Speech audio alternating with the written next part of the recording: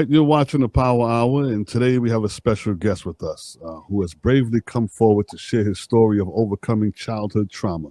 His journey is truly inspiring, and we hope it will offer some comfort and courage to those who may have gone through a similar experience. Growing up, my next guest endured a terrible ordeal that left a lasting impact on his life. But despite the challenges, he refused to let those painful memories define him. Through hard work and determination, he found a way to deal with his past and reclaim his power. Ladies and gentlemen, please help me welcome. You know what? Before I do that, I don't want to butcher your name. Can you pronounce your name for me? Sure. It's Vignesh Rege. There you go, Vignesh. Welcome to the show. If you could tell us a little bit about your childhood and what led to your traumatic experience. I grew up in Mumbai in India, in like a middle class family, and most of my childhood trauma was fairly repressed. So I'm just beginning to recover memories in the last like 2 years. But I experienced sexual abuse from the age of 4 or 5 years old till I was like 11 from my maternal grandfather, his close friend, and some other humans that I still haven't fully figured out. And that included fellatio, it included sodomy, it included multiple instances of those in different locations. If you asked me 3 years ago, what was your childhood trauma, I would have been like, I had the most perfect childhood, but there were like big black holes in my memory of my childhood. So that was a big, it's a red flag if someone's like, oh, I've had a great childhood, and then they're not able to tell you much about their childhood. So that was kind of my story. And then I started recovering memories. Over the past 3 years, I've been on I would say like a shamanic journey of healing from childhood sexual trauma. It's not been very mainstream. I've used methodologies that are more indigenous, not like Western mainstream. And it's been a really powerful journey to like see these repressed parts of me, and as you said, like regain my agency, my sense of power, and like kind of honor the victimhood of what I experienced, but not be caught up in the victimhood of my present day life. Right. Now, how were you able to cope with that at such a young age? I mean, I'm sorry you had to deal with that, but as you got older, how were you able to cope with that? The first coping strategy in childhood was to just block it all out. I just like repressed it, kind of hid it away in a corner of my consciousness. And then, over time, I just devised all sorts of different coping strategies, including addiction to food. Like I used to binge eat all the time. Then over time, as I got introduced to pornography, I became addicted to that. Then, sex addiction, porn addiction, food, like lots of food addiction. These were all like just coping mechanisms. And every now and then, as the repressed trauma would try to emerge, like I would find some escape route or the other to cope with it, to run away from it. Yeah. Now, did you seek any therapy? Yeah. I've been in what I would call talk therapy since like my first major depressive episode back in late 2016. And then since then, like right now, I explore equine therapy, which is that I go to a horse farm. I have an equine therapy session today, actually. I go to a horse farm and I try to work with horses. And then when the horses don't listen to my instructions, there is a lot of like my wounding that comes up. Like I feel abandoned. I create these like different stories about why the horses aren't listening to me. And my therapist helps me like process that and offers me like alternatives as to why the horses might not be listening to me. And it's just a very like direct mode of regaining relational sovereignty with horses, and a lot of those skill sets then transfer to my relationships with humans. Right. Now, what are some of your triggers? Do you have any triggers that takes you back to those days, and just are some days worse than others? Yeah, definitely. I would say presently a common trigger for me is loud mechanical noises. So when the guy is like running the lawnmower downstairs where I live, and I'm from India, we don't really have this back in India, and I've traveled in Europe and they don't have much of this either, but North America has a strong like lawnmower culture where every day someone or the else is like running a lawnmower. And that is a big source of trigger for me. It can like launch me into like panic attacks, and I've had to. That's like a present trigger. And then just generally relationships with humans are not easy. Like with people, there's just like little things that can trigger me, and it's been a lot of work trying to establish safe, stable relationships with people in life. I was going to ask you that. That was my next question. What was your relationships like with others? Are you involved with anyone right now? Are you seeing anyone? And if so, does that have any effect on the relationship between you guys? Yeah, definitely. I mean, this has significantly impacted my relationship history, like the sexual trauma. It's affected who I feel attracted to. There is like a tendency to be attracted to women who also have like deep trauma history. There's a tendency to like chase after women who do not want to fully meet me. So I am like dating right now. I'm not engaged in a relationship. Like one of the intentions I've set for myself at the moment is to learn how to explore physical intimacy without getting hooked right away. Like I have a tendency that if I like sleep with someone, I'll immediately like fall in love or get emotionally attached and just like hooked to them. Yeah. So one of the intentions I've set for myself is to learn how not to do that. Like just like date people and not need to make them my one. And that's my work at the moment. All right. Now going back to your childhood, whatever happened to the people that abused you? Whatever happened to your abusers? Thank you for that question. So one of my main abuser, my maternal grandfather, died before I recovered the memories. He died like 8 years ago. But when he was on his deathbed, I remember like meeting him towards the end of his life, and I could feel like a certain amount of shame in his eyes when he interacted with me. Like he had Alzheimer's, so he was not able to communicate much.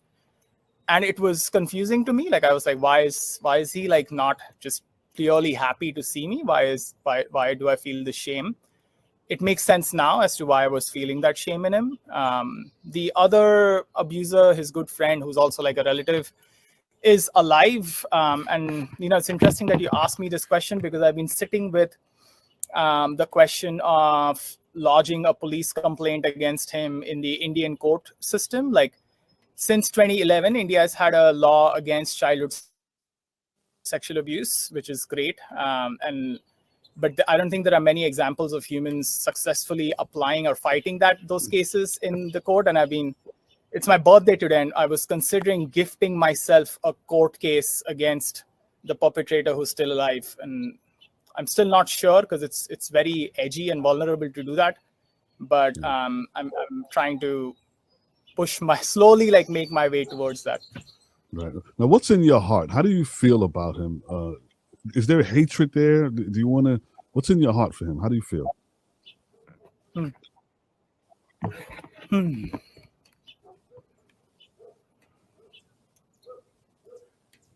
In this moment, I want him to account for his actions. Like I want him to be held accountable for his actions from a place of like justice, like this sense that every human needs to account for their actions, and they either do that in this life or they do that at the end of their life. Like every religion has that, like Christianity or the Abrahamic religion, this idea of judgment day after death, where people account for their sins. Hinduism, Buddhism have a similar concept of, whatever unrepented actions you have done in this life determine how you're born in the next life. Like you might end up being born as a mosquito if you have done horrible shit in this life. So there is a desire for him to be held accountable in this lifetime, and it's partly lives in me from a place of like righteousness. So like, what is the right thing to do? And in the past, I have felt tremendous hatred towards him. I felt moments where I've like really wanted him to die or to kill myself, and I've fantasized about like torturing him and like live streaming the torture on Facebook and like national TV, and like really, and I've written like torture poems that I've published on Instagram about him.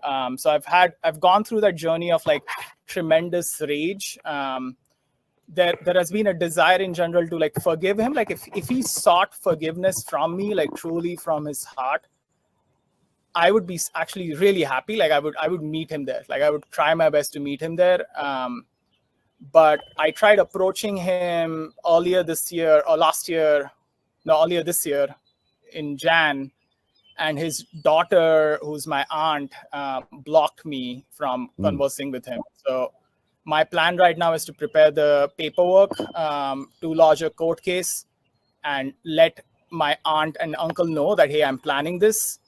I'm open to a mediation, but if you're going to block my access to him, I'm going to lodge a police case and then go on local and national TV, like publicize the police case, so that, you know, in India there's a big shame culture about protecting your name, and I imagine they wouldn't want me to do that, but I'm willing to lodge a case, and I'm trying to feel into my courage to lodge a police case and actually like take it all the way to national and local TV. Right. And if he's watching right now, and you can say anything you want, what would you tell him right now?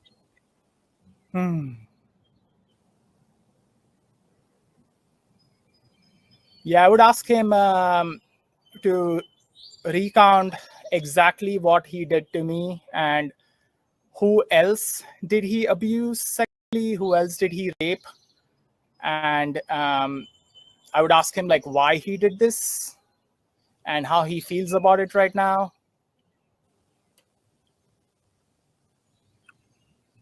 Yeah, that's where I would start. I would ask him, exactly what he did, who else abused me, how often did he do that, and who else he abused.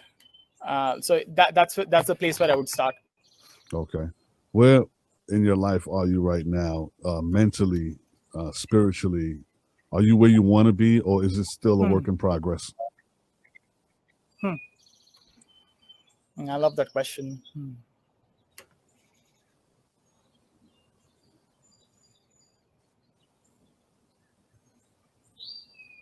I'm in a place of attempting to integrate all that I've like recovered and discovered about my life, and the pretty intense like 2-year healing journey I've been on since I have like recovered all of these memories. And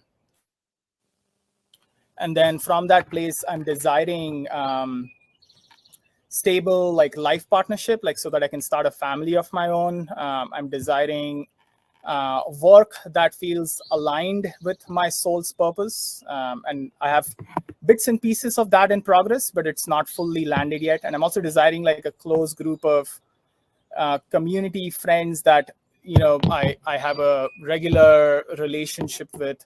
And again, there are like seeds in place for that, but all of that hasn't sprouted yet. Okay, nice. If there's someone watching who may be dealing with the same thing you've dealt with in the past and struggling to get through it, or afraid to speak to someone about it, what would you say to that person?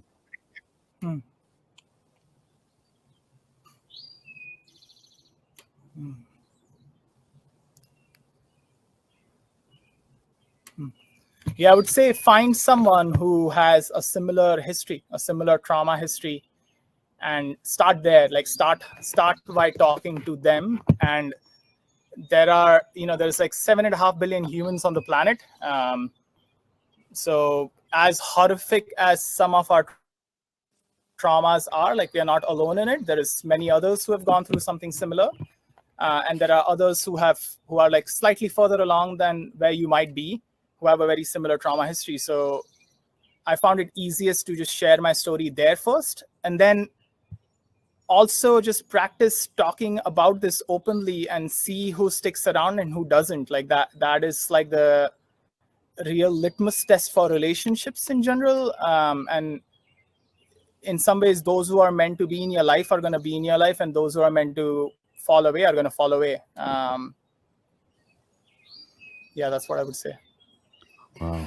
We're running out of time. I thank you so much for joining me on the show today, man. You have a powerful story, and I commend you on your walk. You know, you've been through a lot. Some people have not made it through what you've gone through. So keep the good work and keep up the good work and keep spreading your message, and hopefully something will happen. He'll get justice. You'll seek justice for and he'll have to pay for what he done. I appreciate the interview, Larry, and I appreciate your questions and presence. Thank you so much. You're welcome. Take it easy, all right? Thank you for joining me on the show. You're watching the Power Hour right here on Soul TV.